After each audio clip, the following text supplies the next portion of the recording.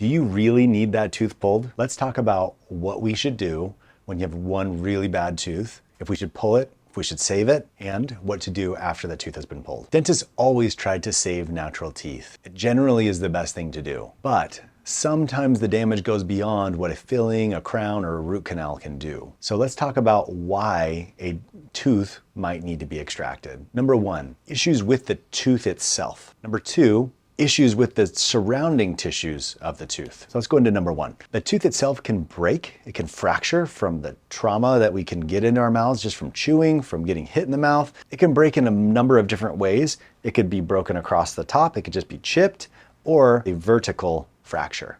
If the tooth gets cracked up and down the root of the tooth, it always has to be removed, unfortunately. Horizontal fractures can sometimes be saved. Another issue that can happen with the tooth is you can get a cavity. Everyone's familiar with a cavity. There's bacteria all over our mouths. I always say our mouth is a cesspool of bacteria. Mine is and yours is too.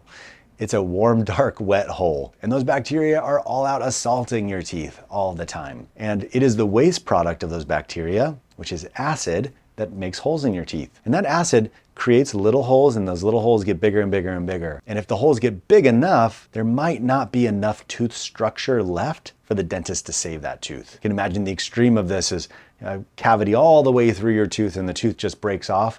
And there's just roots left in. There's just not enough tooth left for the dentist to glue anything back onto. So those are the two issues that we can really see with the tooth itself. You can get a fracture of the tooth, or you can get a hole in the tooth. The second thing is issues with the periodontium. So that's the areas around the tooth. Peri meaning around, dontium meaning tooth. What issues can we get? Number one, we can get gingivitis. Gingivitis is inflammation of the gums. Number two, we can get periodontitis. Periodontitis is inflammation of the bone around the tooth. And that inflammation can lead to bone loss. That bone loss leads to a tooth that gets loose. So if you feel a tooth that's loose in your mouth, that often is the case, where the bone is just pulling away from the tooth. Why would that happen? It's pulling away from the tooth because that's where the bacteria are living, and it's trying to keep your bone healthy. So at that point, if you have a really loose tooth and you have infection around the tooth, it's not worth saving. It can cause more damage than otherwise. So if you've had either number one or number two, meaning a big hole in your tooth or a cracked tooth, or you have bone loss around a tooth that's caused it to need to be extracted, what do you do next? Well, there's a few options. You can do a dental bridge, you can do a dental implant, and you can do a denture. Those are really the three things. A bridge is not great because you cut down the teeth next door. A denture is not great, as everybody knows, because it comes in and out and it moves around and it can really damage adjacent teeth. And then the last one is a dental implant. Dental implants are incredible. They are a replacement for the root of the tooth, and you can get a new tooth on top of it, and they function just like regular teeth. They have really transformed how dentistry is done today, and they do a lot of things that are really beneficial aside from just giving you a new tooth. They keep your teeth from shifting, they keep your bite forces, they preserve bone, they keep aesthetics, they make things look really nice.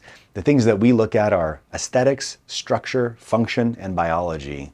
And dental implants help you with all of those things. Dental implants are kind of the best thing since sliced bread when it comes to dentistry. They have absolutely revolutionized the way that dentistry is done, because we used to just hang on to teeth as long as humanly possible, even though they were taking down adjacent teeth, even though they were kind of a lost cause and someone was just dumping a lot of money and time into saving a tooth, that now we can just replace and have a firm confidence that there's going to be a lot of longevity. So if your dentist is recommending a dental extraction, it's really important to understand why and then what the solution is afterward. And that's why we created the checklist that you can find below. Download that checklist. It'll help you to know what questions you should ask and give you the information so that you can go in feeling really confident that you know what's going on with your own mouth.